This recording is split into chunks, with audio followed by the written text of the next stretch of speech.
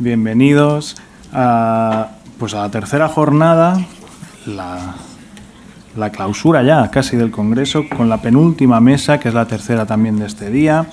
Lleva por nombre Autonomía y Contratos, percepciones de las mujeres sobre los acuerdos de gestación por sustitución. Para ello, pues me van a permitir una breve introducción de nuestras ponentes. Aquí a mi izquierda, a su derecha, en el centro, tienen a Norma Natalie Gutiérrez. Ella es licenciada en Derecho por la Universidad Nacional Autónoma de México. En octubre de 2022, si me equivoco, no duden en corregirme. En octubre de 2022 gestó a un bebé cuyos padres comitentes son españoles y nació en Ciudad de México. Durante la gestación aprovechó para concluir sus estudios de licenciatura. Durante el proceso de gestación por sustitución, su situación la propuso para elaborar la tesina en la UNAM. Y además, pues monitorizó cada etapa del proceso legal y de ayuda a los padres de intención que se encontraban allá en la Ciudad de México con problemas para emitir el pasaporte de los bebés. Norma, además, es mamá de un adolescente de 13 años y un niño de 4 años, que creo que los vi por aquí. Vive con ellos y con su marido.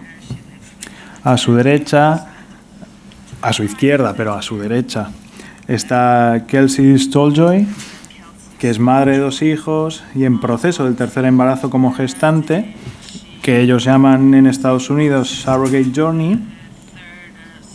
Después de años sin quedarse embarazada y de que su familia sufre infertilidad, decidió dedicarse a ayudar a otros a formar sus propias familias. Y está trabajando en su grado de enfermería para entrar en esa labor y en el parto para ayudar a futuras madres en el proceso, digamos, del parto, es decir, la especialidad de comadrón aquí. Entonces ya a su derecha del todo, a la izquierda de Kelsey, tenemos a Becky Loftus, que es madre de 4 hijos, asesora superior de formación. Se ofreció a ayudar a buenos amigos a cumplir con su deseo de ampliar la familia y ser padres. Allí en Irlanda, pues hace 4 años, con 43 años, dio a luz a un bebé sano. Compartió su experiencia en los medios de comunicación para que la gente entienda qué es la gestación por sustitución y además que comprendan también cuál es el punto de vista de las gestantes. Espera además que este verano del 23 Irlanda apruebe la legislación sobre gestación por sustitución. Tengo eso entendido. Entonces, ahora ya saben quiénes son las ponentes, un poquito cuál es su información. Lo que vamos a hacer a continuación es que les iré haciendo una serie de preguntas y les iremos cediendo la palabra a cada una de ellas para que nos vayan primero ubicando y luego ya contando su experiencia. Como la mesa va sobre legalidad, autonomía, contratos, haré alguna pregunta sobre todo relacionada con la legalidad para que vayamos conociendo cómo es cada uno de los casos. ¿Sí? Okay. Vale, pues si les parece podríamos empezar pues por hacernos una idea genérica, digamos algún apunte sobre cómo está la legislación en cuanto a la gestación por sustitución, pues en México, en Estados Unidos, en Irlanda, y compartir pues algunos puntos, digamos, pues muy generales de la ley, como por ejemplo, pues si está regulado cuántas veces se puede gestar o cosas por el estilo. Norma, por favor. Hola, buenas tardes a todos y a todas. Bueno, es un gusto estar aquí y es también un honor el que me hayan invitado. Y bueno, yo antes de empezar quisiera enviarle un fuerte abrazo a todos los hombres y mujeres que buscan cumplir su sueño de ser padres, y espero que este día les sirva para reflexionar, para aprender, para conocer cómo llevar un proceso realmente pues sano, legal, que no les cause conflictos y que lo disfruten. Sé que a lo mejor muchos tienen en su corazón y anhelan pues que llegue un bebé a su vida, y qué mejor que este día que se preparó para que ustedes puedan entender y conocer más sobre este tipo de procesos. Y pues nada, mi nombre ya lo mencionaron, tengo 34 años. En cuanto a la pregunta, Pues como tal en México no existe una regulación que nos diga a las mujeres cuántas veces podemos ser gestantes. Lo que sí es que en los requisitos nos mencionan que deben de ser mujeres que no tengan más de 2 cesáreas. Entonces, pues lógicamente si una mujer ya tuvo 3 cesáreas, es ilógico que pueda volver a ser gestante. Pero que la ley nos diga, no, esta mujer ya gestó 3, 4 veces y han sido partos normales, sin problema, y si la mujer no se pone en riesgo y cumple con todos los requisitos, va a poder seguir siendo gestante las veces que pues su condición física, sin que ella se ponga en riesgo, va a seguir. Gracias, Norma. Kelsey, pues si quiere decir unas palabras sobre usted y luego responder así una pregunta genérica sobre la legislación, por favor. Hi, I'm Kelsey. I'm grateful to be here. I'm a mom of 2, surrogate twice, working on my 3rd journey. Basically, I know there's we have contracts in the U.S., so everything's done through lawyers. We're very protected over there through that contract. As for regulations, there's obviously you have to be healthy and stuff like that. I know surrogacy's it depends on your clinic over there. So some clinics won't let you have more than 4 or 5 journeys. Some don't really determine, other than if you've had C-sections. In Mexico, it's 3 or 4 you can have C-section. But other than that, it's pretty easy. I mean, we have our contracts and that's it. Muchas gracias. Pues Becky, igualmente, si quiere decir unas palabras sobre usted y luego ya adentrarse en esta pregunta genérica, se lo agradecemos. I'm just getting the translation. It's like one of those telephone calls, when someone speaks and then you have to wait a minute. My name is Becky Loftus and I am a mom of 4 myself. I went through my own infertility journey where our first child was no problem. We went to Italy, got pregnant, as you do. And then we had secondary infertility where I did IVF and had my twins. And then my twins must have pressed a button inside, and 10 months later I was pregnant again, naturally, with my son. Surprise. But I wouldn't have it any other way. And then I'm from Ireland. And in Ireland, we have no legislation whatsoever at the moment around surrogacy. But like nearly every country, it's happening. We have the medical know-how to do it, and we have situations like in my situation, I was away for a weekend, thinking I was going away for a relaxing weekend, but came home after offering myself up then to carry another baby, which I had not planned. My friends are 2 dads, and we just casually started the conversation about, did they have plans to be parents? They would make great parents. They always showed so much care and love towards our children. They just had those traits that you would naturally think would make great parents.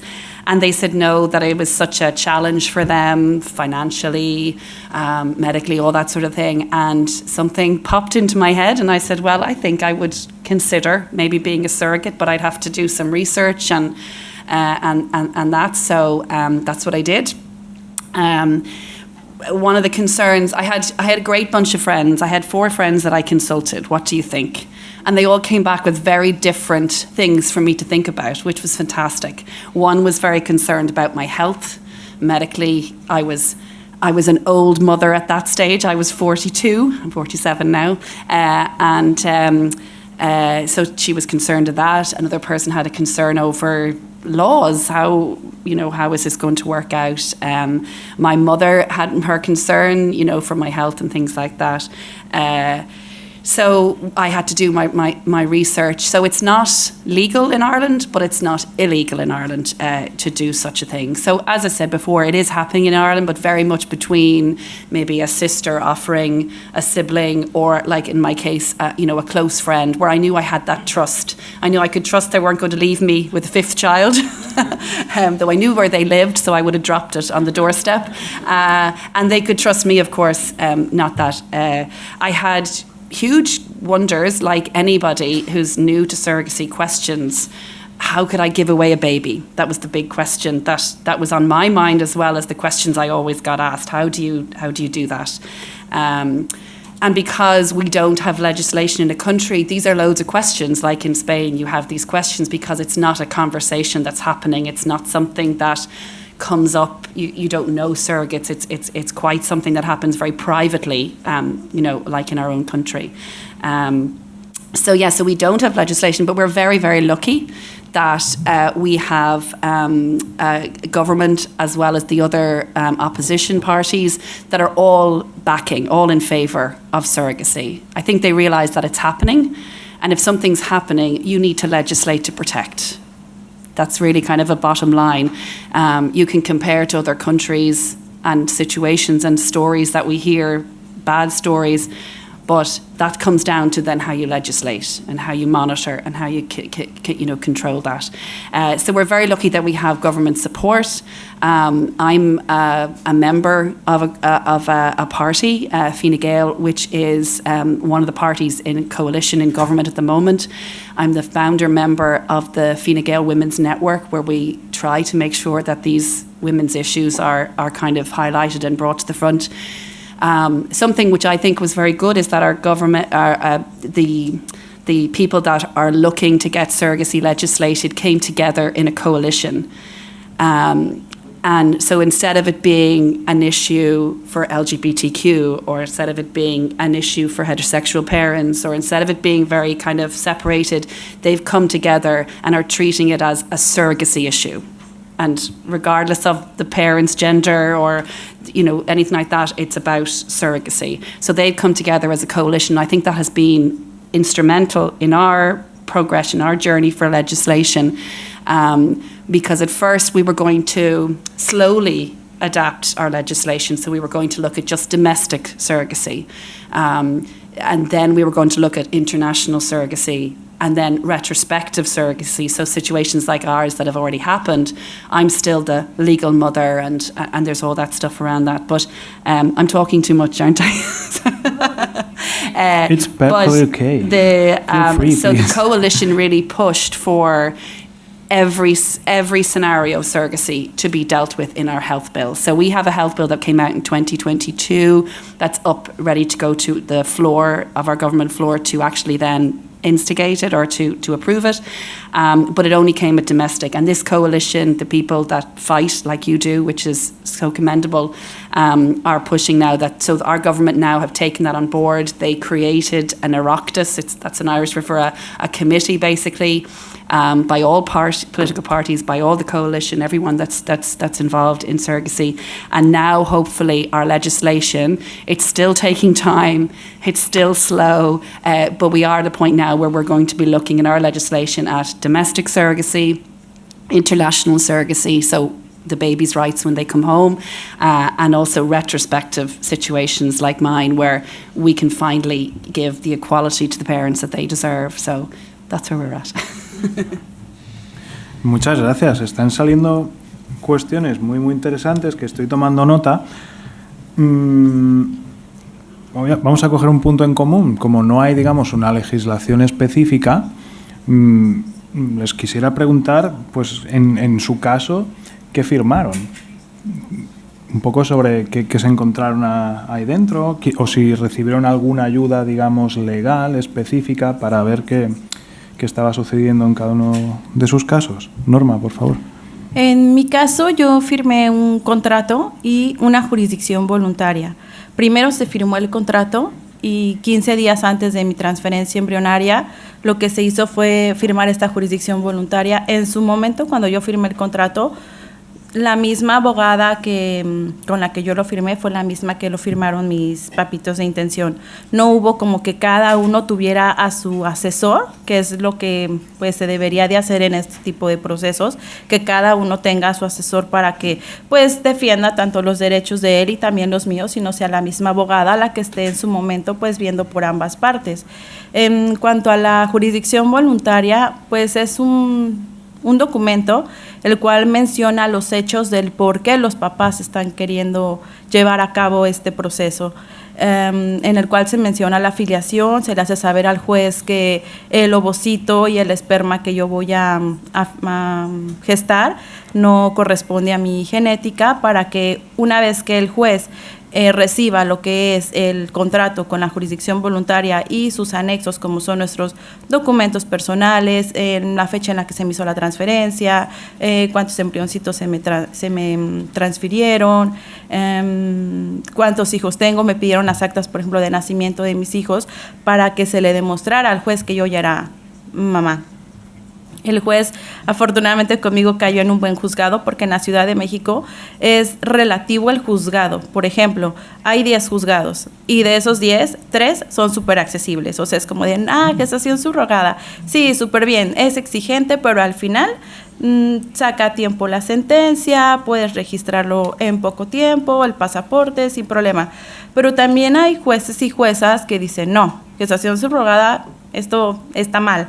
Entonces empiezan desde un comienzo a poner muchísimos peros, en el aspecto de que, en mi caso, por ejemplo, me mandaron una trabajadora social por parte del juzgado a mi domicilio, para que ella corroborara de que pues yo no vivía a lo mejor en un estado de vulnerabilidad, y que ellos estaban aprovechando de mi situación económica para que yo hiciera el proceso. Ok, me mandaron a la trabajadora social, todo estuvo muy bien. Y no obstante a eso me dijeron, bueno, una psicóloga, pero una psicóloga ya del juzgado, o sea, ya es independiente a la psicóloga que te pone la agencia para saber si eres apta para el proceso. Creo que fue lo único exigente que en su momento mi juez solicitó, pero hay jueces que no, o sea, hay jueces que ni con eso les basta para decir, ok, está haciendo el proceso, pues de alguna forma legal, aunque no esté regulado, lo están tratando de llevar de la mejor manera. Y buscan, ¿no?, siempre alguna situación para estar pidiendo requisitos, que es lo que a veces hace que se prolongue el proceso. Entonces, el que no hay una regulación hace que cada juez lleve el proceso a su propia consideración, a sus propios criterios, a lo que él considere que debe de pedir y que no pedir, porque tampoco los jueces tienen una certeza jurídica de decir, lo voy a llevar así porque ya hay una ley que me diga paso a paso cómo es que se debe de llevar. Entonces, como que ellos, para tener esa seguridad de que el bebé pues va a llegar a una familia en la cual pues es deseado, es esperado, se le va a dar una buena vida, proteger esa parte del menor, también proteger a la gestante, que no se esté vulnerando sus derechos, que no se esté abusando de ella, de que a lo mejor no comprenda la situación, de que es una mujer que diga, ok, me voy por el dinero, pero no entiendo. Pero entonces siento que es complicado el que no haya una regulación que especifique paso a paso qué es lo que se debe de hacer, porque de esta manera los jueces lo llevan a su propio criterio, y como puede que lo faciliten, como puede que pues se prolongue al final la estancia de los papás cuando nace el bebé y puedan salir del país en un tiempo no mayor a 3 meses con el pasaporte.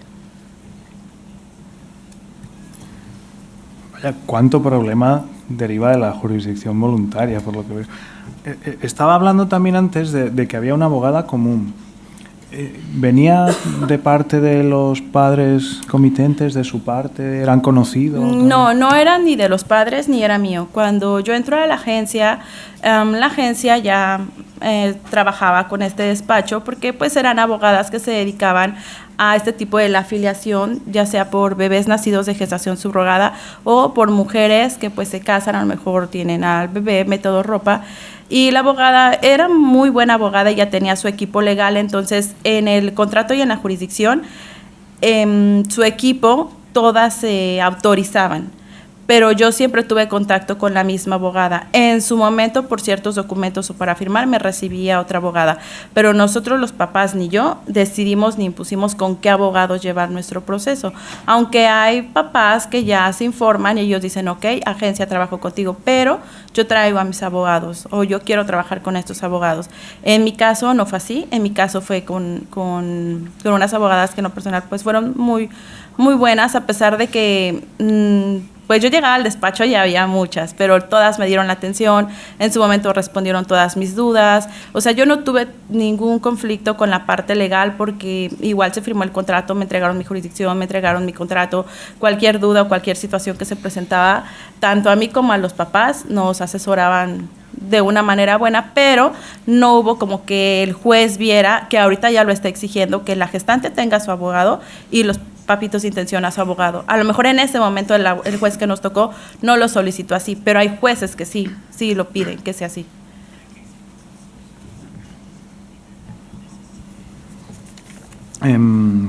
Kelsey, un poco esta pregunta venía por lo que estaba usted comentando antes, que llega el caso en que han de firmar y tienen que confiar, digamos, en la ayuda legal de esas otras personas. ¿Nos puede explicar su caso, por favor?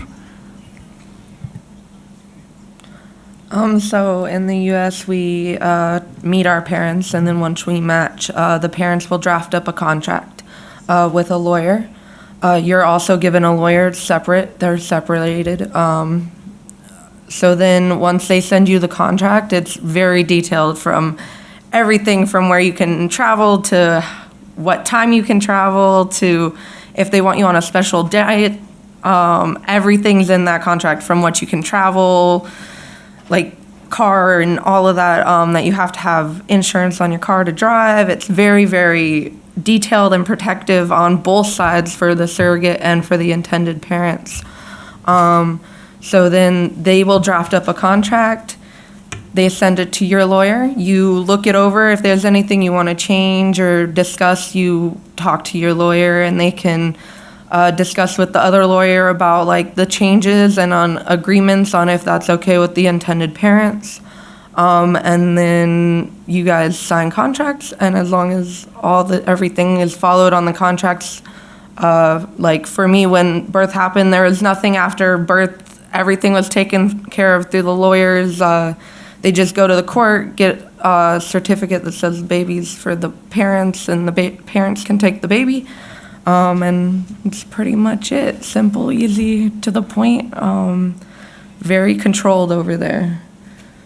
Yeah, a lot of stamps. Yeah. Ay, perdón.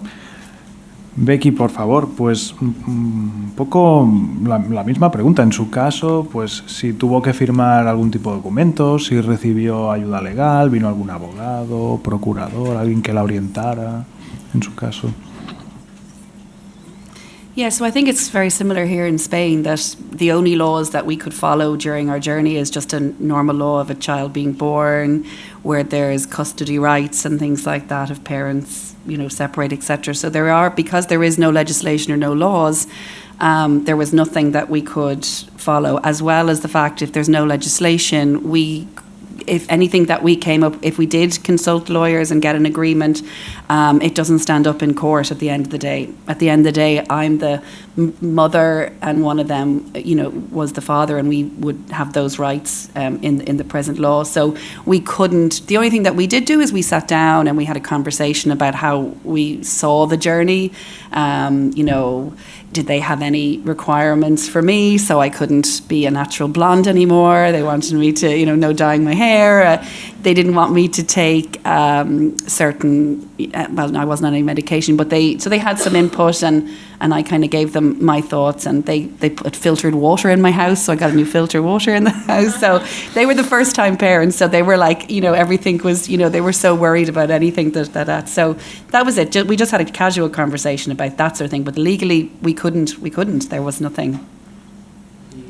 Y entonces, en el caso de contemplar, por ejemplo, posibles complicaciones, ¿hay algún seguro en caso?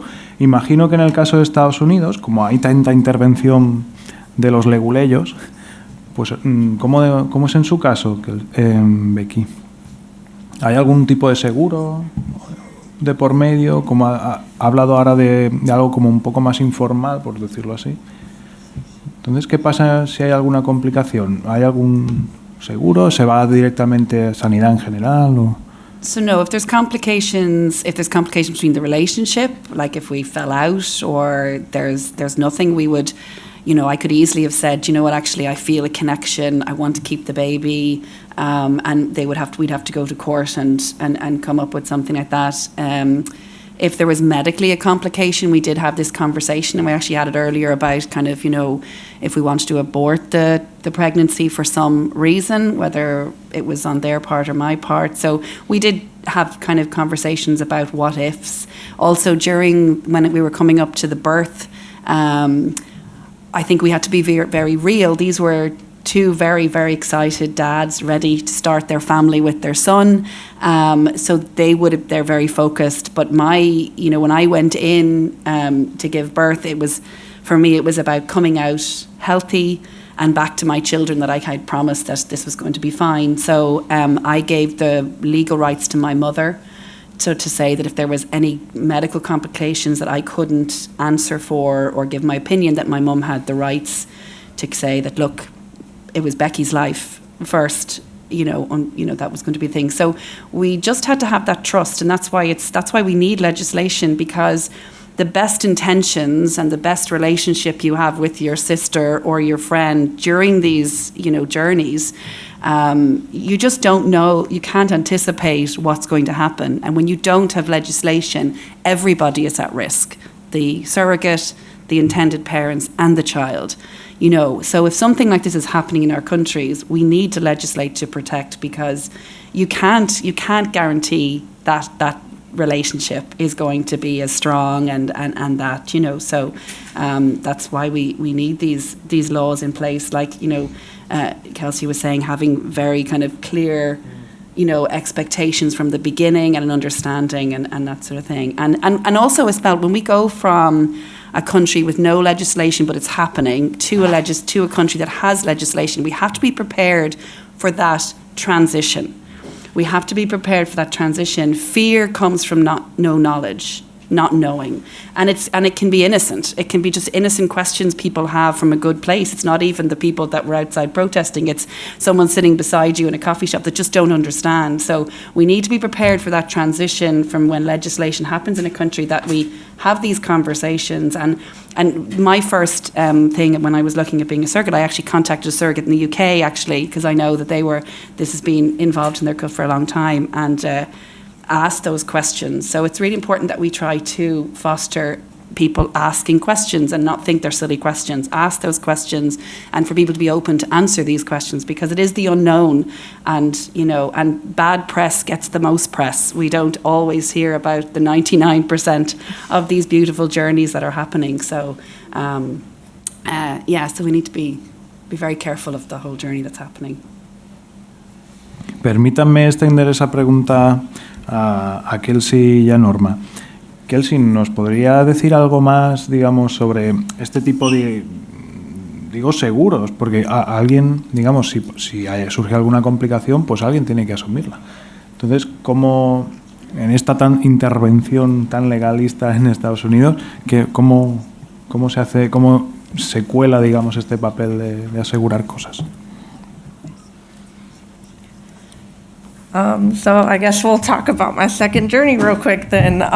So during my second journey, shortly after embryo transplant, my ex-fiance surprise tripped to Puerto Rico to propose to me. At the time, I didn't realize that was not somewhere that we could travel as pregnant because of Zika virus. I didn't even know Zika virus was still a thing at the time. I did contact the agency when I was leaving and let them know I was leaving, and my coordinator didn't even know that I couldn't travel there. Through that process, they also asked that my fiance got STD tested. Well, his came up positive with chlamydia, which transferred it to me. So immediately the intended parents freaked out. Anybody that knows about chlamydia, it's very easy to get rid of with antibiotics. Doesn't hurt the baby. Everything's good. But the intended parents were very scared and felt like they couldn't trust me and that I was putting their baby in harm's way. At 9 weeks pregnant, they asked me to get an abortion.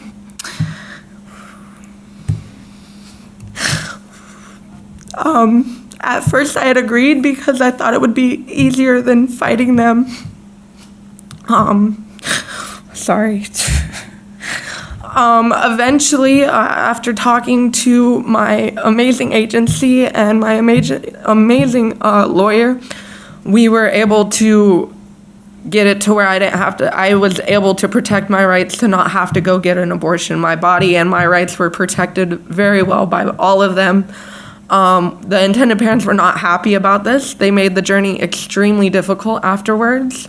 But thankfully, due to those contracts and due to the amazing people that have helped me through my journey, At the end of the day, they have a very healthy boy. We're not in contact, which is their choice. But again, it comes back to having those rules and regulations that if a woman, I chose to carry a baby for somebody else, yes, that's their baby. They have a right whether they want that baby there or not. However, for a woman, I feel I would never personally get an abortion, and it's everybody's choice. But I personally couldn't look at this perfectly healthy baby and willingly go get rid of it. So I was very grateful that I had that contract in place and that we were able to protect my rights when it came to that situation, because it was very difficult on me as a mom to think about just getting rid of a baby for no reason.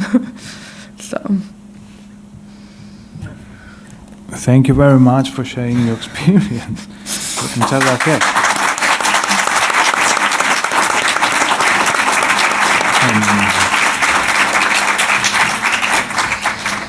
Norma, ¿quiere añadir? Sí, bueno, en la Ciudad de México, referente al seguro a las gestantes, antes de su transferencia se les activa un seguro de gastos médicos mayores y un seguro de vida, precisamente para que durante su gestación se pueda cubrir cualquier tipo de situaciones que se lleguen a presentar, que la gestante pues se llegue a sentir mal, que llegue a tener sangrado, pues más que nada que las proteja a ellas. De hecho, primero se activa el seguro, posteriormente se firma contrato y ellas deben de tener un tiempo de carencia con su seguro de 3 meses, para que cuando llegue la transferencia, pues esa parte ya esté protegida y se eviten ciertos riesgos y que ella no pueda en su momento, pues, a dónde recurrir o qué hacer en caso de riesgos. Una vez activado el seguro, a la gestante se le hace llegar su póliza y una tarjeta digital. Y en el caso de la agencia, menos donde yo llevé mi proceso, sé que una persona a las 24 horas, pues, constantes, por si alguna de las gestantes se llegara a sentir mal, la pueda auxiliar, pero posterior a que se firma posterior a que se activa su seguro, se le da una plática de cómo utilizarlo, cómo ocuparlo, qué tiene que hacer ella en caso de emergencia. Entonces eso ha facilitado y ayudado a que, pues, si la chica se encuentra en un estado de riesgo, sepa qué hacer, sepa dónde recurrir, sepa cómo ocupar y utilizar su seguro en el hospital. Entonces eso me parece muy importante porque a la gestante el tener esa información hasta para ella le facilita, ¿no? Esto de me voy a sentir mal, sé qué hacer, sé a dónde recurrir, sé cómo hacer las cosas. Entonces siento que al menos aquí esa situación está muy bien controlada. Claro, es que diferentes legislaciones pues nos lleva a diferentes escenarios, es que no hay otra. Vamos a aparcar un momentito la legislación, porque estaba ahora pensando, bueno, ya que la mesa va de autonomía y contratos, ¿no? Pues apartemos un momentito el contrato, respiremos ahí un poco. Vamos a preguntar un poco por la autonomía. ¿Qué pueden decidir las gestantes en Irlanda, en Estados Unidos, en México? Por ejemplo, las gestantes pueden escoger la familia comitente, los padres de intención pueden escoger la gestante, o no sé, o la cuestión monetaria, que siempre es una cuestión que acaba saliendo antes o después. Becky, ¿quiere usted empezar respondiendo? Well, I suppose in our situation, it comes up with situations of siblings and friends doing it within Ireland. But once we have legislation put into place, we will be setting up a human reproductive regulatory authority. And there'll be like a committee, I suppose, that if you want to go ahead with domestic surrogacy, you're going to have to apply, I suppose. And there'll be a checklist and everything where, I 100% foresee, and I think it's the same all over and that's what's very important, is that it's equal contribution from both the surrogate choosing that right relationship, especially when it's not coming from a friendship or a sibling. This is now a situation where you're going to have people like Kelsey who feels like it's something she wants to give back, she wants to do, so it's about finding that. So I think it's very important that the surrogate has just as much input of choosing that relationship with the intended parents, just as the intended parents, because it's such a it's such an intimate relationship. And I think, you know, sometimes we don't think about that part. It's such a, you know, it's an honour actually to be a surrogate, because for anyone who's had a child, that especially that first pregnancy, you know, you're going through the first heartbeat listening to, the first movement, picking a name, like you have all this excitement. And now what you've been done is you've been invited to go through that journey with somebody else in such a close proximity, watching them, knowing you know what it's like, and then you see their hand and feel the kick, or they hear the... So anytime we went for scans, for my own children, it was me looking at the scans, you know, and trying to work out what it was. Where now my vision was always on the intended parents, my friends, to see their reaction to that. And even at the birth, it was like, you know, I was watching them tear up and get emotional over this. So it's such an important relationship, even if you're coming from a point where the surrogate and the intended parent are new to each other. It's such an intimate and close relationship that it's so important that both the surrogate feels that connection as well as the intended parents. I would presume for multiple journeys, I've only done the one, and it was with my friends, so that was out of love for them. But yeah, I would say hopefully within Ireland we'll definitely kind of encourage that natural connection happens before all the paperwork and the legal side of things. So. Kelsey, por favor, sobre esta línea. All right. Yeah, so in the U.S., the process is, well, there's two ways you can do it. I personally went through a agency. What the agency does is they match you up with intended parents. But you can also do it solo. I didn't feel comfortable doing that because I don't know a lot of the laws and regulations. So I felt much more comfortable going through with an agency. So with my agency, they give you a piece of paper with a bunch of information you have to fill out, from religion to where you live, basic information that people would want to know. You attach photos of you and your family. They then take that, and that's your profile, and they send it to intended parents. Intended parents also have the same form with pictures that they send to you. So then you both get a chance to read all that information. If you like what you're reading, you can agree to do a video call. So then you go through Skype and you virtually meet your intended parents and your surrogate. You guys can have a conversation, ask questions that you need to ask about what the process is going to be for, like, you guys. And then after that, you get 48 hours to decide whether you want to match or not. And then if you don't match, they send you to another intended parent. If you do match, then you move on to contracts. So yeah, it's pretty simple. Ya vemos, ya. Y Norma, en México, o sea, este tipo de decisiones de las gestantes pueden escoger, digamos, los padres de intención. Sí, pues realmente esta pregunta va a tener dos respuestas, porque también depende mucho de la agencia donde vayas a llevar el proceso. Existen agencias que te dicen, te voy a enviar el perfil de los IPs, velo, si te agrada, hacemos el match. Una vez realizado el match, les dan aproximadamente una semana tanto a los papitos de intención como a la gestante para que decidan si quieren continuar con esa familia, y los papitos si quieren continuar con esa gestante. Como puede haber agencias que te dicen, ya te eligió una familia, te la presentan, ya sea en videollamada, o te presentan el perfil, y pues ya una vez que te los presentan, tienes que seguir con ellos tu proceso. Entonces, más bien, esa situación va a depender o va a variar del lugar en donde tú lleves tu proceso, porque como puede haber un lugar que sí te permitan decidir, como puede haber una agencia que no te lo va a permitir. Tampoco te lo va a imponer, porque tú bien puedes decir, no quiero continuar, pero tampoco te va a dar como otras opciones para decidir si hay más familias. Claro. Y continuando así por el ámbito de la autonomía de la gestante, ¿en México se puede decidir la cantidad, se puede negociar, digamos, una compensación por la cantidad? gestación? No.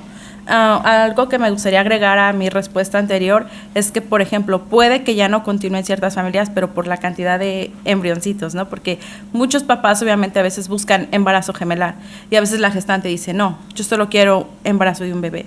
Entonces pasa que cuando los presentan en el match les encantó a ambos el perfil, pero los papás dicen, no, es que yo busco embarazo gemelar, y la gestante, no, pero yo solo quiero un bebé. Entonces es cuando puede que ya no decidan continuar con el proceso. Con la compensación no hay como un trato, no es negociable. De hecho, eso ni siquiera lo hablan los IPs con la gestante. Es como que, a ver, vas a hacer tu proceso, esto es la compensación. Antes de que conozcan a la gestante, los papás a la gestante ya está consciente de lo que se le va a dar. Entonces no es ese tema pues realmente negociable. Creo que cada agencia maneja una cierta cantidad de compensación y cada gestante decide en dónde llevar su proceso y en dónde le va a convenir la parte de la compensación. También otra parte importante, que puede haber agencias que tienen muy buena compensación, pero la gestante no cubre con todos los requisitos para poder entrar al programa de esa agencia, y es cuando busca otras opciones, pero cuando uno entra a una agencia ya sabe lo que se le va a brindar de compensación. Vale. Y ha sacado el tema de la transferencia de embriones. ¿También cambia dependiendo del lugar? Es decir, de que la gestante pueda decidir, bueno, se me transfiere uno, se me transfiere dos. Si nos movemos, digamos, a otro estado, a Sinaloa, me imagino, allá ¿tiene el mismo margen de decisión o cambia? Pues es que realmente la decisión de que sea este tema que cambie es la agencia, porque cuando tú llegas a la agencia te dice, no, pues aquí la familia busca un embarazo gemelar. Entonces ya no están escuchando si tú como mujer quieres llevar el embarazo gemelar. Entonces muchas mujeres por pues la necesidad, por decir, ok, pues ya estoy en el programa, no hay otra opción, continúo. Otras dicen, no, voy a buscar otra opción donde sí se respete que no quiero un embarazo gemelar. Entonces esa respuesta no es tanto a la autonomía de la gestante, es dependiendo el lugar a donde vas a ir a hacer tu proceso, porque ellos como que ya te marcan esa situación. Vale, gracias. Vamos a ver, Kelsey, el caso de Estados Unidos. ¿Usted puede negociar el precio por la gestación por sustitución, por surrogacy journey? ¿Tiene algún margen de decisión o ya le viene, digamos, impuesto por los contratos que tanto hemos estado hablando hasta ahora?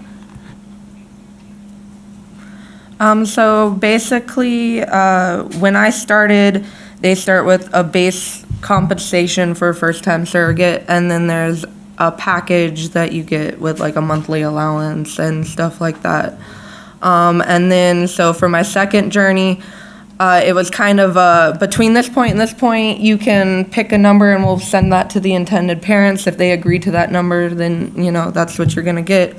But it's all lined out in our contract based on what you're going to make, when you receive that money, any extras. So like if I have to have a hysterectomy or a C-section or any of that, it's all lined out in the contract. So both the IPs and the surrogates are completely aware of what compensation and all of that is. So like we kind of get a decision, I guess, like, cause we can, so like I said, they give us like a in between, and then you can ask the intended parents, and they can either agree or come back with another number. But for the most part, it's a general compensation that's well known beforehand. Me llama mucho la atención que comente que está todo, digamos, dibujado, preconfigurado en el contrato, hasta el momento en que se puede no recibir. Y se pueden, entiendo que introducir muchas variables para cuando puede pasar eso. Le voy a hacer la misma pregunta que a Norma. ¿Usted puede decidir el número de embriones a transferir? ¿Es parte de las decisiones que usted puede tomar antes de firmar un contrato, por ejemplo? So that question is actually asked on our profile. So on the profile that we fill out, it asks if you're comfortable doing a single or double embryo transfer, and it also is on the intended parents profile where it says whether they want one or two. It's also discussed on that profile about reductions. So like if the embryo splits, if the parents are going to want you to keep the 2 or 3 or however, or if they want you to do a reduction. So all of that, again, is already lined up for us in contract, ready to go. Vamos a movernos hasta Irlanda. Becky, ¿usted puede escoger la compensación o sugerir una cuantía para la compensación a los padres de intención? Well, I suppose because we've no legislation and we've nothing to guide us on, it was very much a personal sit-down conversation, to be very open. I told them the reasons I was doing it is that I wanted to help them, have a family and have a baby. It wasn't a financial agreement. It was nothing to do with money for me at all. It was very much based on just wanting to help them out, but we had to talk about the practicalities. So like here in Spain, I'm sure when there are personal journeys happening here, it's about having those conversations about, look, you need to cover any medicine, anything. And, if I need maternity clothes, but after 4 kids, I had plenty. So, I should have asked for a tummy tuck after having another child, but I didn't get that, as you can see. But so when there's no legislation, then nothing to go by, it's very much sitting down and kind of just, finding out and you come, but then it's causing awkward conversations. It's then like things that are coming up that you haven't anticipated, and then having to call a friend and say, actually, can you pay for this? Or I didn't think I'd need this, or that sort of thing. So again, it just reinforces, having, structure and support for these beautiful journeys that people are going on already in Ireland and Spain. We need that kind of understanding. And Ireland will be going in a direction of altruistic surrogacy. So it's different to the other girls here, where it will be covering expenses. And I'm sure the ladies from the UK have covered this already, where they've gone through even another review of how expenses are going to be categorised and again in that. So I think that's the direction Ireland will go in, that we'll have an altruistic, it'll be expenses covered, it'll be very much structured and laid out, and that's what you need for these journeys. So. Claro, pues dada esta particularidad de Irlanda, donde hay un vacío absoluto legal, pues permítame reformularle la pregunta que le he hecho a sus compañeras y así introduciré pues un tercer personaje, porque hemos hablado de agencias, que habían otros tipos de participantes, pero no hemos hablado nada de los médicos. Pues esta pregunta que va sobre la transferencia de embriones, no sé si usted puede escoger cuántos embriones se transfieren o si, por ejemplo, recaba la ayuda de un médico para tomar esa decisión. ¿Cómo funciona? Yeah, so we have very capable IVF clinics in Ireland. I did my IVF through an amazing clinic, high technologies, the best doctors, etc. But because there's no legislation, none of the clinics in Ireland will deal with any surrogacy situations because they have no comeback. I could come back and say, or the parents could have come back and say, you've put too many embryos in Becky, or it's too open for them to be kind of brought to courts, etc. So no IVF clinic in Ireland will do any sort of embryo transfers or anything like that in Ireland because there is no legislation. So we had to go, and also because I was with a same-sex couple, we had to go to Cyprus. So there we got, because Cyprus deals with surrogacy and IVF, we got our advice from them. Also in our situation, because there was 2 dads, one of my requests, I suppose, was that I didn't want to give my eggs. I wanted just give me the little embryo, I'll grow it for you and give it back. I suppose for me, I didn't want to complicate it with my children. They already were very understanding with the whole situation. In fact, I think politicians need to speak to children and ask these questions, because it was very simply, my youngest was 4 at the time, my son, and I just said to him, we're going to Cyprus with our friends and they can't have a baby. There was a bit of biology, a quick biology lesson that they don't have a womb. Anyway, they got it. And I said, they're going to put the baby in mommy's tummy, mommy's going to grow the baby. And they were like, yeah, okay. And my eldest daughter, who already had these 3 siblings, said, is that an extra sibling? I said, no, you're fine, you're just stuck with the 3. But they just got it. They just understood the whole concept, except one went into school. And it was news time in school, and they said, oh, my mommy's having a baby and giving it away. So I had to explain that she was right, but it was for good reasons I was giving it away. Yeah, though I would give my others away. But so going back to the original question, we did get guidance then from the IVF clinic, who deals with this all the time based on my. But what they did was we did 2 embryo transfers because it was 1 egg donor from Cyprus, but 2 fathers contributed sperm, so they wanted an embryo from each in the hopes of twins, but unfortunately only one little boy stuck, so we just had that. So yeah, we got guidance on that, and they based on age and how you feel, and it's very much up to the surrogate, I believe. Like it's our body of how we feel we're going to do those things. So yeah, we did get guidance. Claro, estos interrogantes genéricos sobre la autonomía, un poco pues quién decide, quién responde. Por lo que ha ido saliendo hasta ahora, hemos visto pues decisiones que se toman antes de iniciar el proceso, incluso durante la gestación. Pues vamos al tercer momento, después del parto, pues un poco qué decisiones se pueden tomar o quién responde de las molestias que puedan surgir posparto y demás. Norma, por favor, si puede empezar usted.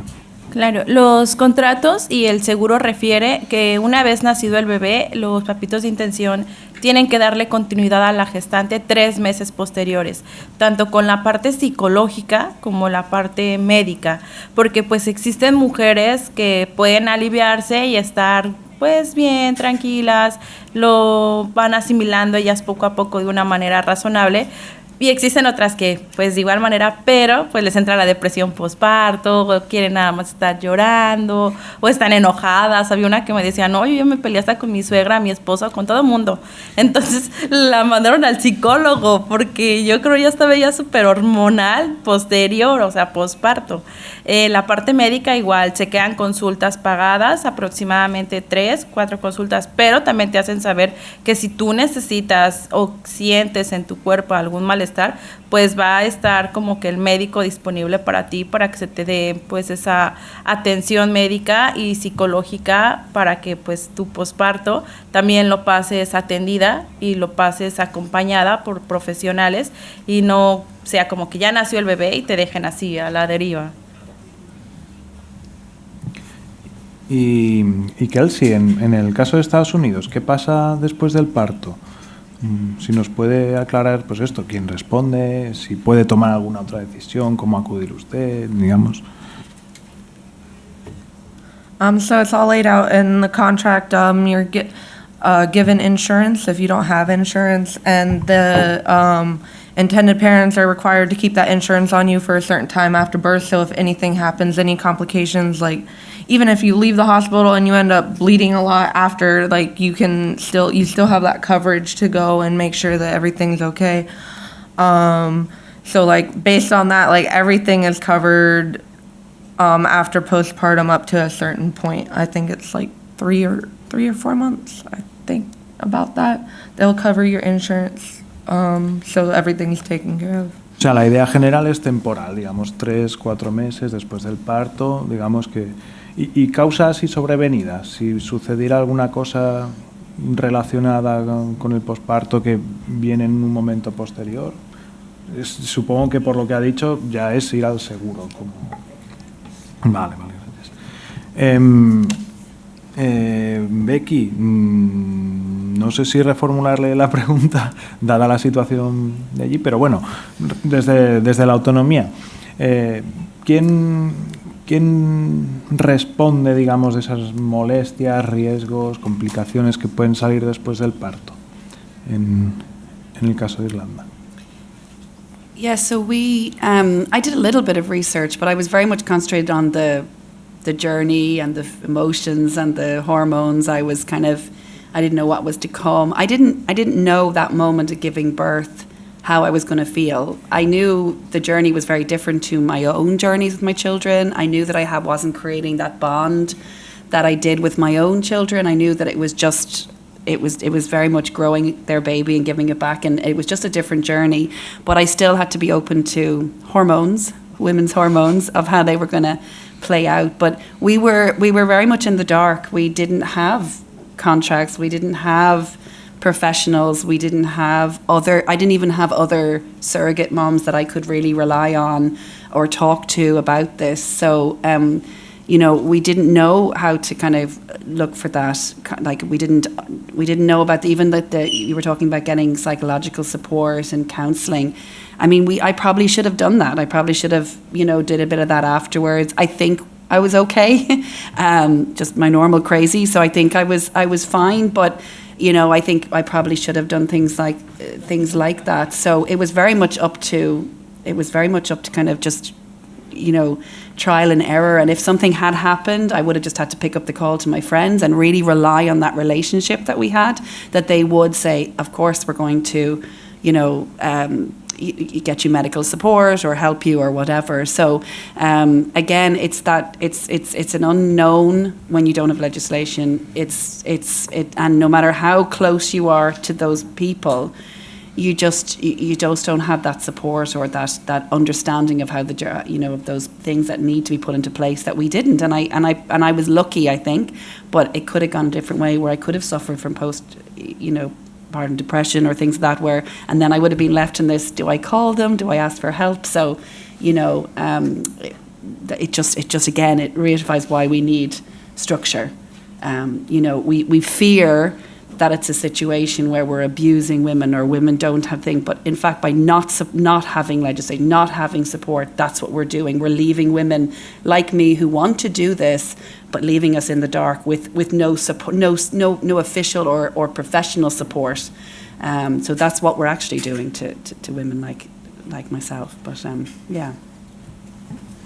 Pues su experiencia pues me está levantando, claro, muchos interrogantes y mentalmente pues ya empiezo a hacer comparativas de un caso con otro y tal. Y no puedo dejar pasar la ocasión de preguntarles sobre un aspecto que pasa aquí en España, y es que hacer publicidad sobre la gestación por sustitución pues está prohibido y está perseguido, claro, está castigado. Y entonces, en su caso, en Irlanda, claro, al no haberle una legislación, digamos, específica, enterarse de la gestación por sustitución, ¿cómo se hace? ¿Cómo se accede a esta información o cómo tiene contacto con la gestación por sustitución, en su caso? So it's come down to a lot of very good intentions from people who have gone through the journeys already, who have been to the Ukraine or who've done it in Ireland with siblings or friends, and it's them that have set up Facebook groups, and you know, they've done it on their own bat basically. So there is Facebook groups, and it is a bit of a secret still. It's very it's not a conversation, and if it does come up at the dinner table, or if my conversation comes up, there's lots of questions and that sort of thing. But yeah, so we don't have any laws against advertising, but it's not something that you would see on a billboard or you would see on the TV or radio. It's very much done via kind of social media, word of mouth. We have conferences where agencies will come to Ireland and advertise their services, etc. So it's very much that if you have come to the point of surrogacy, and I always say, you never choose surrogacy. Surrogacy is that last resort or that only option for people. They tend to have to do it themselves to research and that sort of thing. And because we don't have the conversation, because we don't have, you know, legislation or now we do have open conversations. Our media are very good. It's always got it's always very positive. But you will, anytime I did media, I did one of the bigger a late night talk show. And I had to take my mother's phone away from her because all these comments saying how cruel I was and how I had traumatized this child and I was this horrible, horrible woman, and that. But it comes from lack of knowledge. I mean, it's literally lack of knowledge. And what we need to, and we had this conversation earlier, is that it's fine having an opinion, and I'm quoting something, it's not my own thing, but having opinion, but it has to be an informed opinion, and these people are not giving themselves opportunities to ask those questions and that sort of thing. So there's no advertising, and if you want to know about surrogacy in Ireland, and possibly maybe similar to Spain, it's nearly like an underground. It's like Googling and trying to find these Facebook groups and getting it. But like I said, our government is behind it. It's just taking so long to get it right. And our media seems to always have positive slants, but you will get trolled afterwards. And it's very hard to, sometimes you just have to switch off for those, because it's sometimes hard to hear, but what you've done is good, and that's so.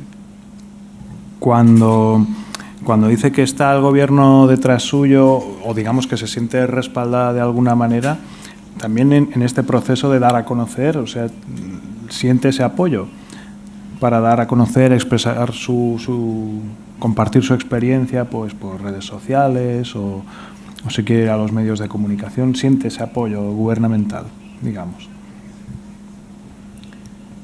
Yeah, no, it's possibly maybe even one of the very few issues that you will have a government where not only the present government and the opposition speak together on this. So we are in a very lucky position in that. We don't have any government parties, any mainstream government parties that are against this or putting a negative slant on it. So I definitely feel, that we're very lucky to have. But again, it's politics, and it's about, like, I know that you have, an election coming up. Politicians are strategic at the end of the day. And if they think it's a popular topic, they'll stand beside it. If they don't, they won't. So I think our political parties, even though they've had kind of differences on, let's say, the abortion or same-sex marriage, some of those quite, strong issues, I think the others are seeing the support that surrogacy is getting, so they are coming together. So it's about making it attractive for a politician to stand beside. It's about strategy. It's not about trying to convince them how lovely this is or reaching to their heart. It's about showing them that this is the way to go. Other countries are doing that and that sort of thing. So we are in a lucky position, and it's very frustrating to hear other countries where you have very important, political people are standing up with these slanderous things being said about me personally, of what I did and the women here today.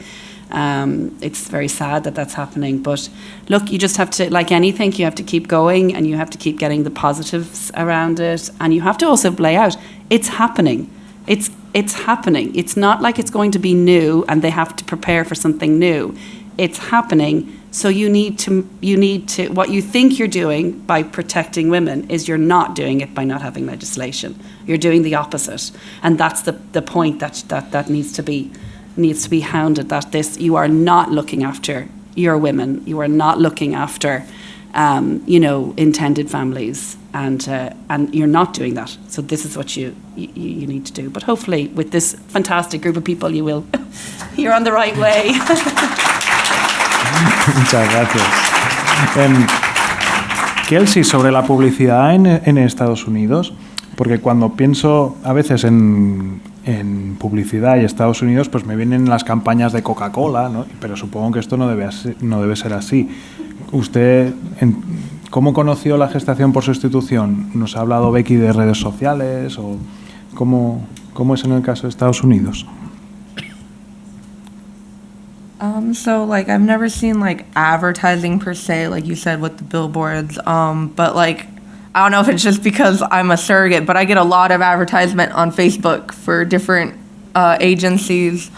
But before that, it was my mom had actually mentioned being a surrogate for my aunt, and it kind of made me like process what is a surrogate, and it made me look into it. And then through going through infertility on my own to get pregnant with my kids, and then my sister also had to go through IVF to get pregnant. It's just something that became very clear to me that it was something that I needed to do. Like I feel very called to being a surrogate to be able to help other families be a surrogate. But as for like advertisement, I didn't know anything. I had to go and research. I think I went through 10 agencies before I found mine, just to find the right one that was willing to work with different restrictions, because like for me, like my BMI is a little higher. So like most clinics won't use you because your BMI is higher, but all of my pregnancies were completely healthy. I had no complications. So it was just a matter of finding the right agency and the right clinic to want to work with what you have. But yeah, it was pretty much me teaching it on my own. And then once I got with an agency, them kind of walking me through the process and the legal standpoints and all of that. Hay un proceso, digamos, de autodidacta, de ir seleccionando fuentes, viendo cuál es el mejor y, claro. Norma, y en el caso de México, ¿cómo conoce sobre la gestación por sustitución? ¿Le llega publicidad o por el boca a boca a lo mejor? Pues realmente es más por las redes sociales. Yo gran parte de la cantidad de procesos que he conocido que han llevado gestantes es por el Facebook. O sea, en México la mayoría está muy metida en lo que es el Facebook. Entonces existen grupos en Facebook de donde se agregan agencias, se meten chicas a lo mejor para ver en qué agencia están dando mejor compensación, y por medio de estos grupos es que ellas conocen en qué agencia se está dando pues una mejor compensación, en donde aceptan a lo mejor gestantes que sean casadas, en donde aceptan gestantes que vivan en el Estado de México, porque también hay que conocer que está Ciudad de México y Estado de México. Entonces muchos abogados no quieren llevar procesos de gestantes que vivan en el Estado de México. O sea, los requisitos te mencionan que solamente sean mujeres que vivan en la Ciudad de México, pero posiblemente en esos grupos de Facebook puedes encontrar una agencia que diga, sí acepto chicas del Estado. Entonces, aquí, ¿cómo se maneja en la Ciudad de México? O al menos, ¿en dónde vas a encontrar agencias y gestantes? En grupos de Facebook. O conocidas de chicas que ya hicieron el proceso, te empiezan a referir a su agencia, o entre ellas se empiezan a pasar información de otro tipo de agencias, y es así como llegan mujeres a hacer sus procesos pues a diferentes lugares. Claro, el papel de las redes sociales. Sí, exacto. Pero ahí está súper fuerte, o sea, el tema de Facebook, porque yo en mi caso, por ejemplo, que me he metido a Instagram, que me he metido a, no sé, pues sí, Twitter, no lo hay, o sea, realmente no hay. Pero buscas en Facebook, bueno, hay hasta grupos donde hay papás de intención buscando gestante y dan ahí tal cual una pequeña reseña de ellos, y las chicas empiezan a comentar y se empiezan a conectar luego ellos de manera independiente para poder llevar el proceso. O a veces ellos ya tienen todo, ya tienen la parte legal, ya tienen los médicos y solamente están en busca de la gestante, y ellos publican y ya varias chicas empiezan ahí a hacer como el match de alguna forma con ellos, a tener la videollamada, a tener una conversación para ver si se puede llevar a cabo el proceso. Al menos en la Ciudad de México, el mayor o la red social donde más mujeres vas a encontrar que quieren llevar su proceso es en Facebook. Me impresiona mucho que se concentre todo hacia una plataforma, porque ha sido también compartida por Kelsey y demás. Tengo aquí más preguntas. Yo es que me parecen tan agradables las tres que estaría todo el día preguntándoles cosas, pero es que creo que como el tiempo está volando bastante, yo creo que es un buen momento para abrir el turno de palabras, cederle la voz aquí al público, por si tienen preguntas y que interactúen con ustedes. Yo sí, me he centrado mucho en la legalidad, tenía más preguntas, pero bueno, es que me parecían cosas interesantes y he ido insistiendo. Creo que por aquí hay una pregunta, no sé si... Ya, aquí delante, Eva. Este señor de aquí. Perdón. Bueno, buenas tardes. Me ha encantado el testimonio de las tres. Yo os haría una pregunta muy sencilla. ¿En qué punto vuestra autonomía y vuestra decisión sobre el embarazo ha podido influir vuestra pareja o vuestra pareja? Gracias.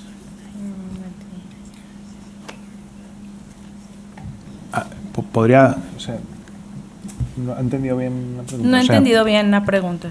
O sea, se refiere a...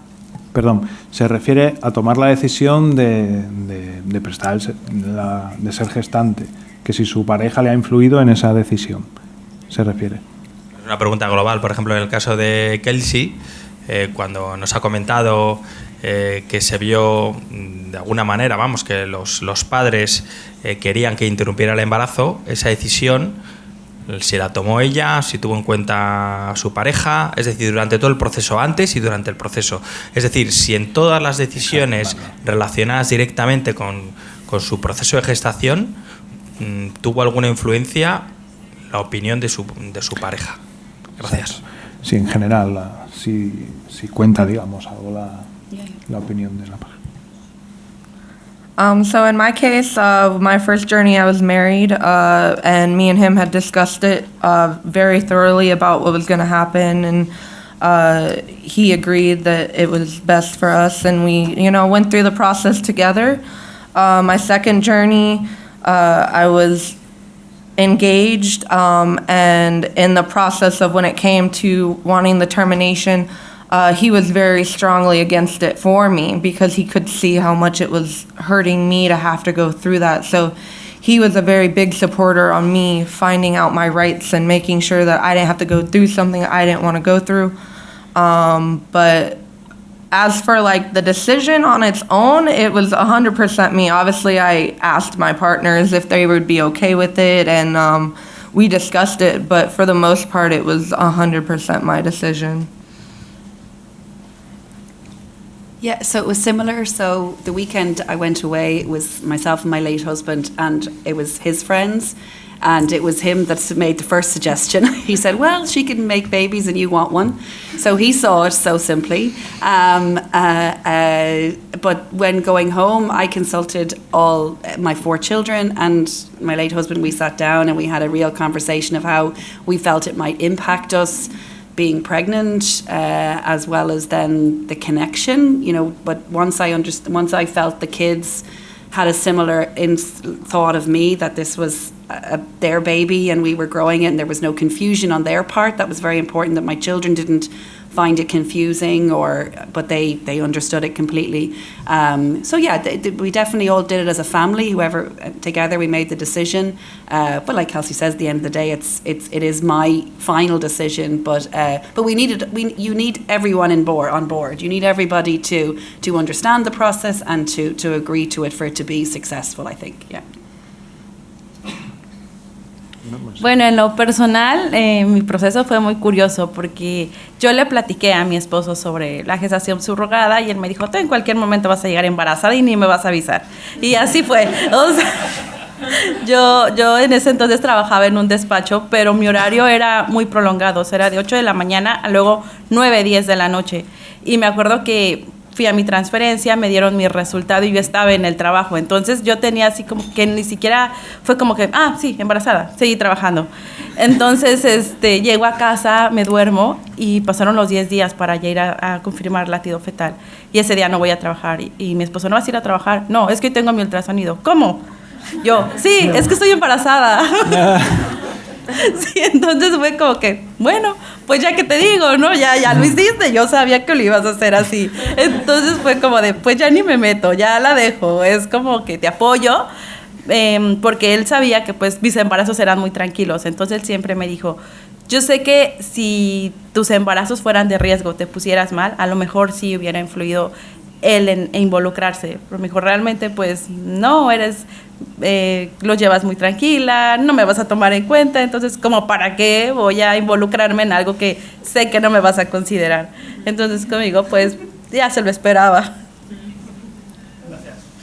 It's also a great way to have a joke as well, because we would be out, and especially in Ireland, it's not that thing. Some would say, congratulations to my late husband, and he would say, it's not mine. And I would then respond, it's not mine either. So it can also, you can have a lot of fun with it too. The look on their faces. Yeah, they're trying to work it out. Sí, por favor. Bueno, muchísimas gracias a las tres por vuestra intervención. Mi pregunta es para Becky.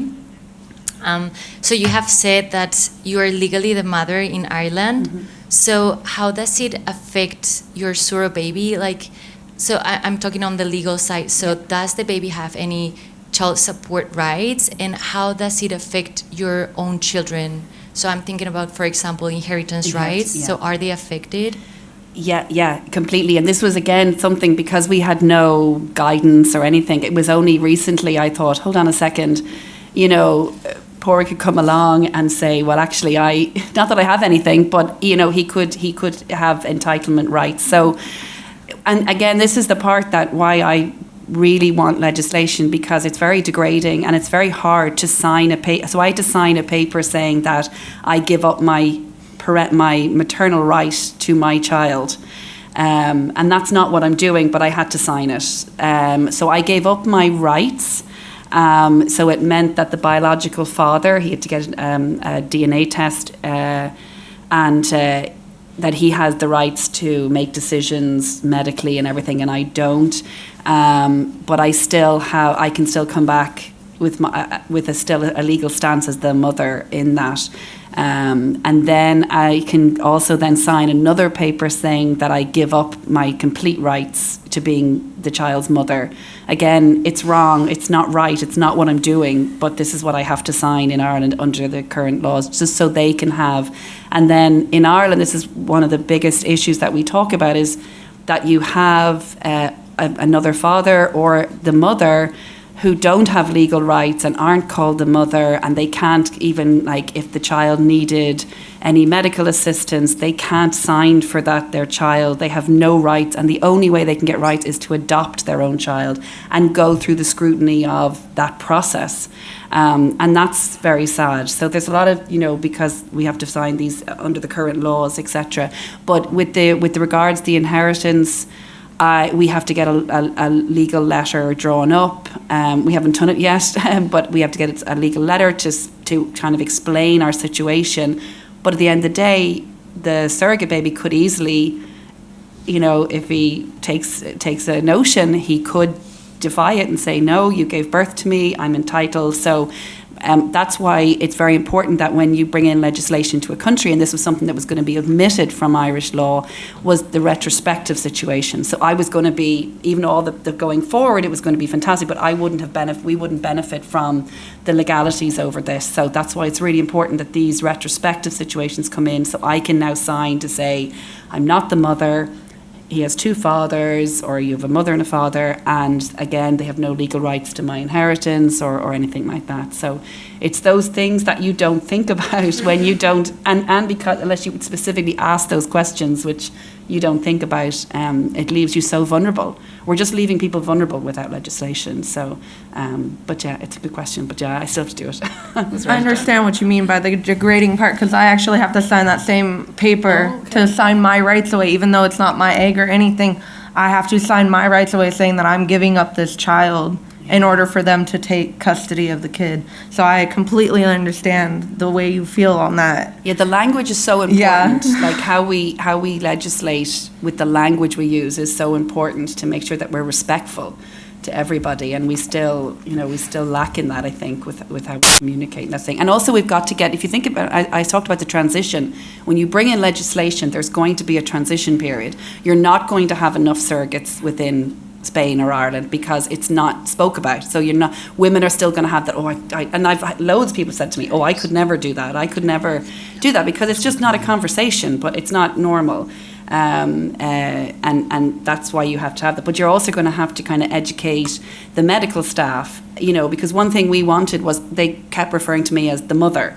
And I said, well, is it okay? I'm not the mother, and that. So again, the language, it's a transition, and it's a very kind of, it's a mistake not done out of nastiness or anything like that. It's just lack of knowledge or lack of understanding or common, or knowing what's going on. So we're going to have to kind of look at the language and how we deal with situations, isn't it? So.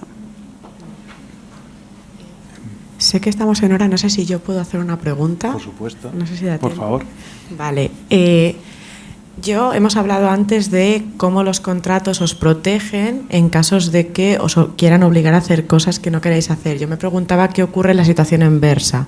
Si en algún momento quisierais poder abortar o quisierais tomar un avión en momentos avanzados, o me estaba acordando de cuando decíais lo de igual los padres no quieren que me tiña el pelo, ¿no? Si en algún momento habéis sentido que os haya podido pasar eso, ¿no? En alguna situación. No tiene por qué ser legal de contrato, pero ¿cómo os habéis sentido en ese respecto? Así es, muy ambigua. Puede que no os haya pasado nunca. Norma, ¿quieres? Sí, pues es que realmente esas situaciones que acabas de hacer en tu pregunta las contempla en el contrato. O sea, te contempla en ciertos meses hasta dónde puedes salir. Ejemplo, yo cuando tenía entre 5 o 6 meses salí a la playa con mi familia y mis hijos, pero previo a esa salida tuve que ir al médico para que el médico checara que yo estaba en condiciones de viajar y de poder salir sin poderme poner en riesgo. Obviamente también hasta una cierta distancia. No podía a lo mejor trasladarme a otro país, pero sí a lo mejor a algún lugar con playa donde yo pudiera pasar las vacaciones con mi familia, siempre y cuando el médico pues asegurara que mi condición era apta para poder viajar. Pero eso te lo contempla el contrato. En cuanto a teñirte el cabello y cosas así, el médico decía, ok, después de durante los primeros 3 meses no es sano porque sí puede afectar a la gestación, pero posterior te recomiendan hasta tintes, ¿no? De no, es que esto sí incluye esto y esto no. Ah, ok.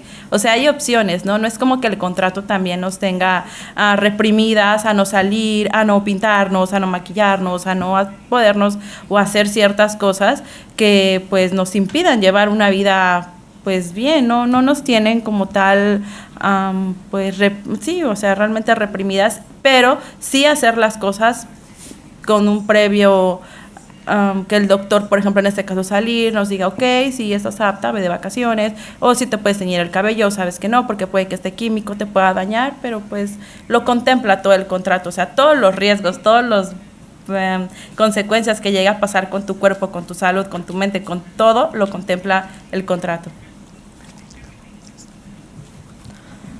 So yeah, basically the same. So in my contracts, there'll be like subcategories. So like travel, like so for travel up until like a certain gestational week, I can only go so far, and then after like 32 weeks, you can only go like 100 miles from your hospital, and like it's very, very detailed and put in there on like what you can and can't do. So like the hair dyeing. Both my contracts were per doctor's advisement. So as long as my doctor was like, okay, cool, it was all right. So like for me, I had to get doctor approval to take melatonin because it helps me sleep. So because that's natural, but it's still a medication, you have to get approval. It's all in the contract. They line it in and they're like, this is, you know, even if they wanted me on a special diet, that would be on there. And again, if anything changes, like, so say I'm 32 weeks and my grandma dies, all I have to do is contact the agency or the people and like get the okay from my doctor that's safe for me to travel, and then it would be okay. So it's all based on getting approval. Did you feel like comfortable with all these details? Did you feel comfortable? Yeah, it was nothing like out of the norm. I mean, I've been pregnant, so like it was nothing out of the norm, not eating soft cheeses, not, you know, normal thing, not having caffeine, things that you're not supposed to do when you're pregnant anyways. So Did you think like, oh, it's too much, like, why, like, you know, for travel, like you said? Never. Like it's too much? Because I wouldn't have traveled past that point anyways, being that pregnant, because you could pop at any time at that point. So like for me. So nothing in the contract you felt like No, not at all. Not at all. You. I was very comfortable with my contracts both times. Yes. Thank you.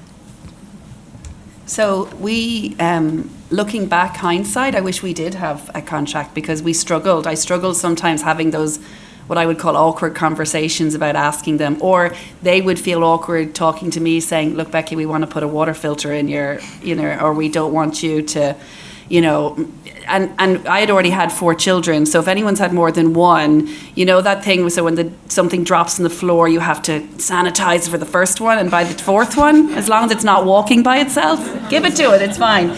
So I was in a frame of mind of like, it'll be fine, like, you know, I'll have a little bit of pate, or, you know, where they were these first time parents. So I did have moments where I was very overwhelmed actually with the closeness and them coming up on a Friday when I'd been knackered or tired from the week.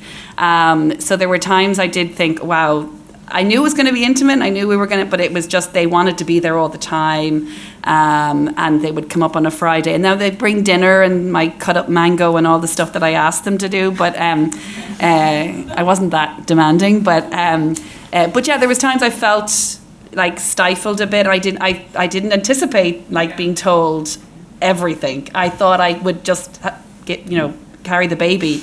So I think, but having structure like that, you have the anticipation, you've got that, you know what's coming, you've sorted out, you've had the conversations. Where we were struggling on a day-to-day, they were finding it a bit awkward asking me not to do things or do things, and I was then asking them things. So it's very much in the dark when you don't have that structure, but it was overwhelming sometimes, I must admit. So from your point of view, now that you passed the journey, surrogacy journey, you would put in your contract, in your next contract, imagine your next contract, surrogacy journey contract, that like a communication, or to see each other once every 2 weeks, like that once a week it's too much, so I would put exactly. once a month or whatever. Now I'm not doing another journey because I'm way too old, but if you would, I would, hindsight, if I was giving advice to a new surrogate, I'd say really think about all the scenarios, but you have to be a bit flexible as well, because maybe you don't mind all the visits and maybe you don't mind all that, but and the parents have to also be able to read you to see, do you know what, she's tired and she needs some support, but Okay, last question. It's actually not a question, but more of a statement. So my name is Casey, and I'm from the U.S., and I'm a gestational carrier twice. And I wanted to add, I guess, a little more perspective. When you're drawing up a contract and you're matching with intended parents, every agency is a little different. But when you're entering into this process, you have matching preferences, something that you might be comfortable with or maybe something you're not comfortable with. And it's part of the agency's job to make sure that everybody understands what that expectation is. And maybe I don't want to color my hair, or maybe I do want to color my hair, and I'm going to match with intended parents that understand that and that we're like-minded. So when we're entering into this contract, we both know what that expectation is and how that process should look. So it's understanding what does the parents want and what do I want, and making sure that that is understood before entering into this process. And that's why there's 2 legal contracts. The intended parents are managed by their attorney, and then I'm managed by my attorney, who's going to represent me and go through that contract and fully understand what that expectation is. And then I make sure that I'm comfortable with it before entering into that process.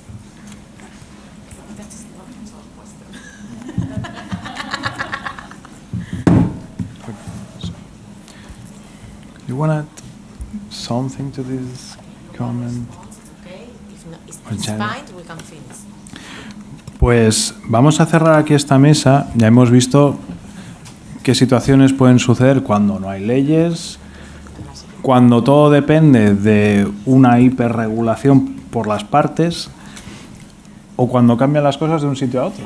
Yo creo que son 3 ejemplos magníficos de lo que puede pasar sin, digamos, saber a qué atenernos como sociedad. Como ya nos están cortando, pues vamos a hacer una breve pausa y cerraremos luego con la última mesa sobre el altruismo y el trabajo. Muchas gracias por su atención.